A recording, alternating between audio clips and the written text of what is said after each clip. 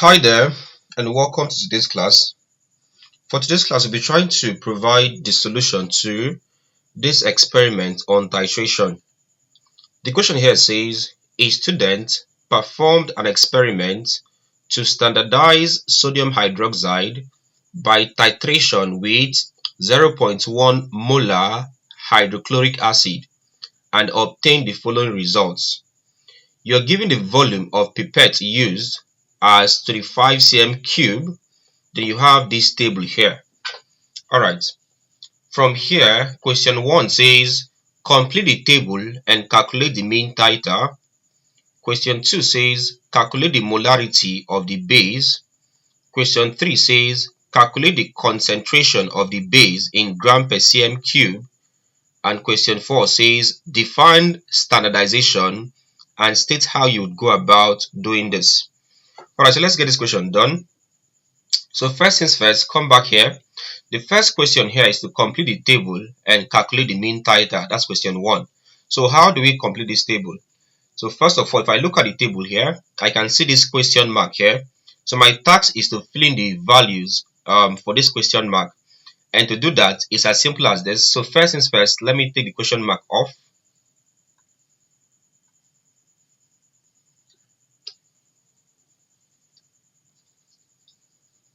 Alright, so let's go to question 1 there. Alright, so question 1, we're asked to complete the table. So let's look at how to complete the table. And how do we complete the table? Now here's what to do. If I look at this, to fill in this value, simply do the upper figure, right, which is the final reading, the final and the titer value. Simply subtract the titer value from the final value. That's all. So it becomes final value minus titer value gives you initial value. So I'm saying from here, for the first one, let's look for the rough. Let's start with the rough. So for rough, it's equal to, go back to my table here. For the rough there, the final value is about 26.50. The titer value is also 26.50. So it becomes equal to 26.50.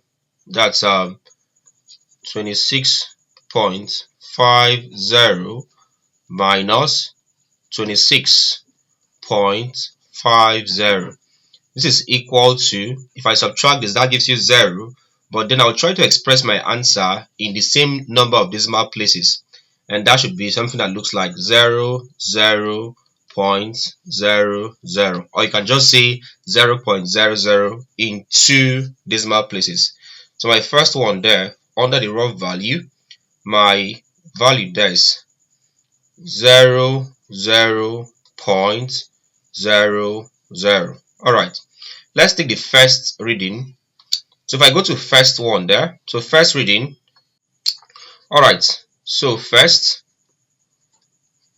that's equal to, so I'll now take again the final reading, which is 50.00 minus the titer value, 24.50. That becomes equal to 50.00 minus 24.50. Alright, if I subtract this, this should give you about 25.50. So my answer is 25.50. I'll go back to my table. So come back here and impute that value. From here, this gives you about 25.50. Alright, my final one here, which is for the second experiment. The final reading there is about 29.50 and the titer value is about 24.50. So I'll do the second subtraction. So second is equal to, my value there again is 29.50. So it becomes 29.50 minus the initial, which is 24.50. 24.50. Alright, so let's subtract this. if we subtract this, what do you have? This is equal to subtracting this, that gives you about 5. But then, of course, following the number of decimal places, I have 0.500 in 2 decimal places. So that's your value. So I'll come here. Here, I'll now have this as 0.500. Alright, so with this, I have successfully completed the table as instructed. My next task is to calculate the mean titer. So next task, let's find the mean titer. So I'll come here and get mean titer. So mean titer. Alright, my mean titer is equal to, now here's what to note. When it comes to getting mean titer here, you focus on your titer value. Now in the titer value, you have 3 values here: 26.50, 24.50, and 24.50. When it comes to mean titer, focus on only the first and the second value, which is 24.50 and 24.50. So to get the mean titer, simply do the first titer value plus the second titer value and divide by 2. So that means my mean titer is equal to the first titer value, 24.50, plus the second titer value, 24.50, divided by 2. So divide this by 2. Alright, so divide this by 2, what do you get? That will now be equal to, of course, if I sum the numerator, that will give you about 29.00 divided by 2, and that's equal to about 24.50. Of course, if you check this, it was in milliliter all along. That's from here. Look at it here. It's about milliliter. So I'll use my SI unit, which is milliliter. Alright. So with this, I have got the mean titer. So that means question 1 is done. So question 1 is done. Let's move on to question 2. Question 2 says calculate the molarity of the base. Alright, let's see how we do that. Molarity of base number 2. Molarity of the base. Now, when it comes to calculating molarity of the base, your first task is to get the equation of this reaction. Alright, so how do we get the equation of the reaction? Going back to my question here, let's look at what we have here. From the question, they said a student performed an experiment to standardize sodium hydroxide by titrating with hydrochloric acid. So basically, I'm combining a base and an acid. Alright, and of course, this is a titration reaction. So when I combine an acid and a base, I will have salt and water as the end product. So my first task is to write a balanced equation of the reaction, and that would be, for this, I'm having the acid there, that's hydrochloric acid, HCl, plus the base, sodium hydroxide, that's NaOH. Alright, when you combine an acid and a base, you have salt. The salt in this case will be common salt or table salt, which is sodium chloride, plus you have water as your end product. Alright, so you have this. Alright, so if I'm to add the states of matter here, hydrogen chloride here, or hydrochloric acid here, hydrochloric acid here will be in the aqueous form because it's not concentrated, it's a dilute form, so aqueous form. Same thing with this is also being aqueous form,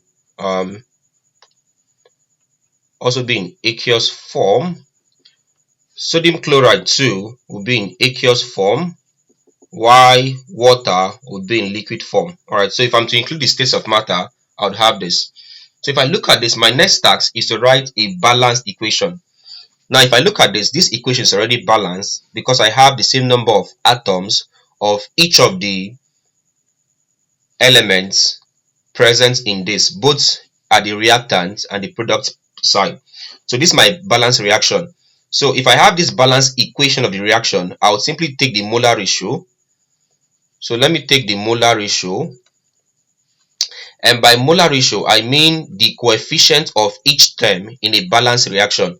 This one here will be 1 is to, this would be 1 is to, the number here is 1 is to, the number here is also what there? 1. This is called the molar ratio. Alright, that's simply the coefficient of each term. For here it's 1, and then 1 here, and then 1 here, and then 1. So I have this. Alright, so with this molar ratio now, we'll now get the number of moles of the acid as well as the base. For here, the number of moles of the acid, let's call this Na, is equal to the coefficient of the acid here, which is HCl, whose molar ratio we got as 1. So Na is 1. Let's get the number of moles of the base. This will also be equal to the coefficient of the base here, which is equal to this value here, which is 1. So Na is 1 and Mb is 1. Also, to calculate the molarity of the base, we also need the concentration of the acid. And of course, to get the concentration of the acid here, so let's call Ca to be concentration of acid. In this case, if you look at the question here, that's this value you have here, 0.1 molar. It shows concentration. That means Ca is equal to 0.1, 0.1. That's the value of the concentration of the acid as given in the question. Okay, what else do we need? We need to find the volume of the acid and as well as the volume of the base. So for this, let's call Va to be equal to volume of the acid. Now, volume of the acid is simply equal to your mean titer. So I'll go back to mean titer, and that's why you're asked to find the mean titer. The mean titer is equal to the volume of the acid, which in this case is equal to 24.50 milliliter. So volume of the acid is equal to 24.50 milliliter. Alright, the next task here is to get volume of base. Vb, volume of base is equal to, volume of base is simply equal to the volume of the pipette, which in this question, if you look at this, volume of pipette used was about 25 cm cube. So for this, the volume of the base is equal to 25 cm cube. Alright, so if you're asked to find the molarity of the base, what you're asked to find is simply Cb. Cb is equal to unknown. That's what you're asked to find. Alright, so what equation do we use for this? How do we solve this? Now, to solve this, you need to find what is called the mole ratio of acid to base. Mole ratio of acid to base simply means the ratio of the number of moles of acid to the number of moles of base. That's what is called mole ratio. And if you do this, one thing you notice this, note that number of moles is equal to product of concentration and volume. So note this formula, that number of moles is equal to concentration or molarity times volume. Now, if that's true, that means for the acid, number of moles of acid, that's numerator, should be equal to concentration of acid times volume of acid all over number of moles of base should be equal to concentration of base times volume of base. It's that simple. Now the question will now be, if you look at this, observe very well that volume of acid is in milliliter and also the volume of the base is in centimeter cube. So the question will now be, am I converting? Well, you don't have to convert. Just note that 1 milliliter is equal to 1 cm cube. So they're the same thing technically. So you don't have to convert. So if that's true, let's put in values and calculate the value of Cb.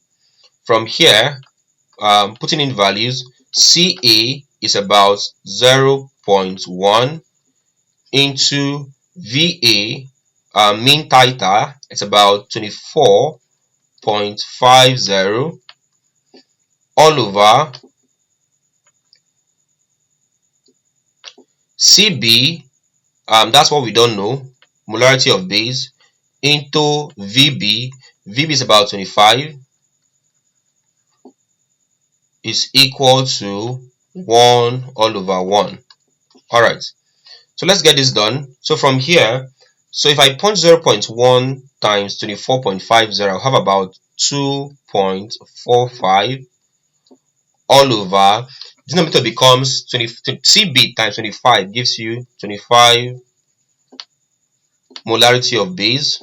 It's equal to, I have 1 over 1. So in this case here, I simply have to do a cross multiplication, and that will be equal to this times this, which is 25 CB is equal to, of course, this times 1 is itself, into this times this, that's 2.45 times 1, which is 2.45. So I have this. To get CB, I'll have to divide here by 25. Also divide here, this one here, divide this by 25. Alright, so if I do that, you have that CB, which is the concentration of the base or the molarity of the base, you have that CB is equal to, alright, so I have 2.45 divided by 25, and my answer is about 0.098 molar.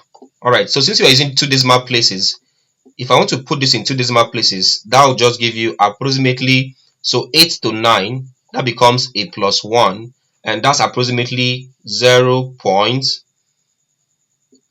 plus 1 gives you 10, that becomes 10 molar. So we have this. So you can say CB is equal to 0.1 molar. Alright, so this is how we find the concentration of the base. So for this, the concentration of the base of the molarity of the base is 0.1 molar. So that's your answer. Alright, so going back to my question, I have done the second part, which is to find the molarity of the base. So that one is check. The third one is to calculate the concentration of the base in gram per cm cube. So I've said molarity or concentration means the same thing. So the question now becomes, how do you find the concentration of the base in gram per cm cube? What do you do?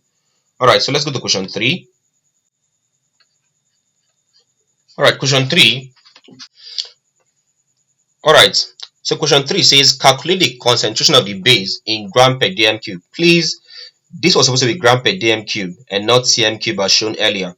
Alright, so how do you find the concentration of the base in gram per dm cube? What do we do? So here's your formula for calculating concentration of base in gram per dm cube. So that's simply equal to, would find the concentration of the base in mole per dm cube or molar, will multiply the value with the molar mass of the base, and that's all. The simple idea is this: we know that concentration of base in molar or mole per dm cube, so we have this mole per dm cube, would multiply the molar mass. Molar mass is measured in gram per mole. And from here, if mole cancels mole, I'm left with gram per dm cube. So it's equal to gram per dm cube. So this is how we do the conversion. Simply multiply the concentration, which is in molar. And I said 1 molar or 1 m is same thing as 1 mole per dm cube. So multiply the molar value by the molar mass of the base, and that's all. Alright, so if that's taken, let's get molar mass of base. What's the molar mass of the base used here? Was sodium hydroxide in this question. For sodium hydroxide, the molar mass is, for sodium, we have 23, plus for oxygen, the atomic mass is 16, plus for hydrogen, the atomic mass is 1. So if I add this up, I'm having 23 plus 16 plus 1. That would give you 40 in gram per mole. So that's the value of the molar mass of sodium hydroxide. So let's now do a multiplication. So that's equal to the concentration of the base in mole per dm cube becomes concentration of the base in mole per Okay, so for this, the concentration of the base in gram per dm cube will simply be equal to the first one, which is concentration of base in mole per dm cube, which we got here. We got that here as 0.1 molar. That becomes 0.1 multiplied by molar mass of the base. Molar mass of the base about 40. All right. So if you multiply these two, that's equal to 4.0. You have 4.0 gram per dm cube. So that's your value. So this is how we find this is how we calculate the concentration of the base in gram per dm cube. 4.0 gram per dm cube is the answer. So we've gotten this. Alright, the last one says define standardization and state how you would go about doing it. Alright, so here's your answer. Alright, so by definition, standardization is the process of determining the exact concentration or molarity of a solution. Right? That's what is standardization. They said state how you go about doing it. The answer is titration. Alright, so you can do or you can go about doing standardization via titration. So I said titration is one type of analytical procedure often used to achieve standardization. Alright, so this is how you answer this particular question. Alright, if you enjoyed this video, make sure you like this video. Alright, also leave a comment. Tell us other topics you'd love to see. Don't forget, if it's your first time, be sure to subscribe to this channel so that you get other videos as well as amazing contents that are coming. And finally, don't forget to share this video to your friends so that they can also learn. Thank you very much and see you in the next class.